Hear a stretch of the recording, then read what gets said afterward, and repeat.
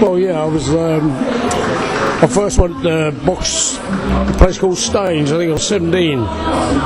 Fought a fella called Peter Davis from Slough. Good class work. I didn't realise at the time. All I wanted was £1. And then they asked me to come back the next night, and I fought another fella, Jackie Baker. And then the third night I went back and I fought a fella called Billy Barrett. And then I sort of joined the boxing booth, and we travelled backwards and forwards. You know, never travelled with the fair, always went backwards and forwards from home because I was always working. And I was fighting about 20 odd years on there.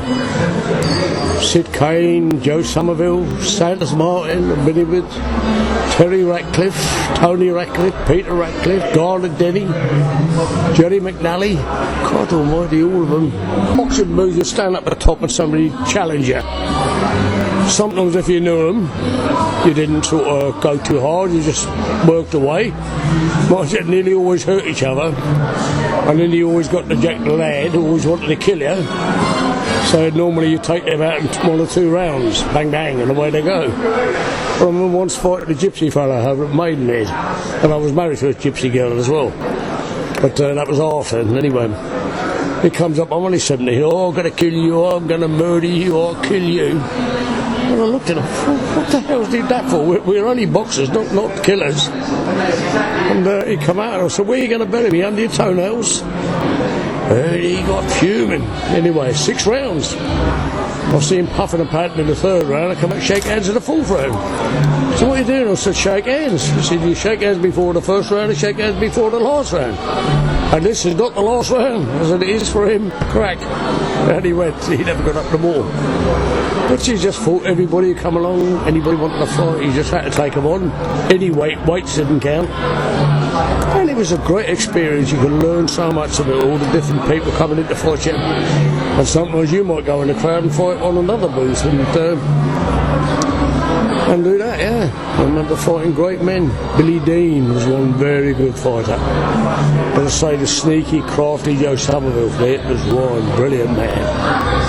I said, okay, they were all my sort of friends after, like here, we all meet and we all join in, and then we done all the unlicensed shows. I had a professional licence, but I never used it. But my manager split up with his wife, and that was sort of end of that. So we done the unlicensed show, which is the same thing. And got refereed by people like Len Harvey and Ned Wall and some great fighters. And then, you know, so on the booth, he just took on anybody who come along. Just fought anybody, didn't care. Nervous? Sometimes, not often. You've been at it too long. 3 and 4 fights a night sometimes. Weekends more, you know. It was one of those great times. You got £1 for 3 rounds, £2 for 6. But if you done the 6, normally they get the collection. But if you had a straight, you normally got the extra £1 for knocking them out. So, you know, and then if you knew somebody, you could sort of get a little bit of the collection that, you know, what we used to call nobbins. So that was it. And that's all you got, £1 for 3, £2 for 6. And I started in the early 50s. And I finished the same sort of 70s, and it was still £2. Oh, and the other ones was 30 bob for 4 rounds on other booths. And that was it, that's all you got. But yeah, the old G, that was good, you know, when you fight 2 good fighters fighting together. But normally, a G, you always hurt somebody, you always got hurt in the G. Very seldom you get a G with somebody who don't get hurt. And Joe Somerville, I don't know how many of us, hundreds of times, same as Sid Kane. We hurt each other a few times, but we're always the greatest of friends. I'd cut both my hands up and give them to that man, Joe Somerville. He's the only one left now of our lot. He worked on the booth with us. He's about 84 now. So we did survive it. But sometimes you get some idiot in, like, and he's trying to slap you. So you give him a couple of digs to liven him up. Fine. You know, all it was really, a G, was just stop knocking each other out. It was still the same as sparring in the gym. You still hurt each other. You know, still hurt each other. All the Gs. Times I got hurt in the G. Cool. The times I hurt other people in the G, you know. But, I like the straights. The straights were easier than the Gs.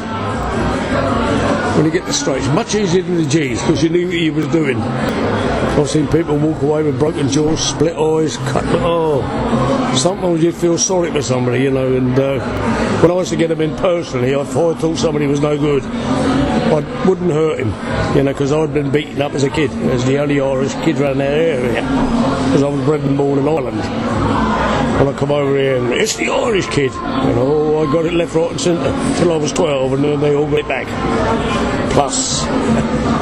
But then again, so I learned everything. I'm a musician, I learned all the music. I'm a magician, I do all the magic with cards. I was a deaf and dumb teacher for a while, so I learned all that by having to stay indoors. And that was good. I've had a great life. Yeah, brilliant life, yeah. So,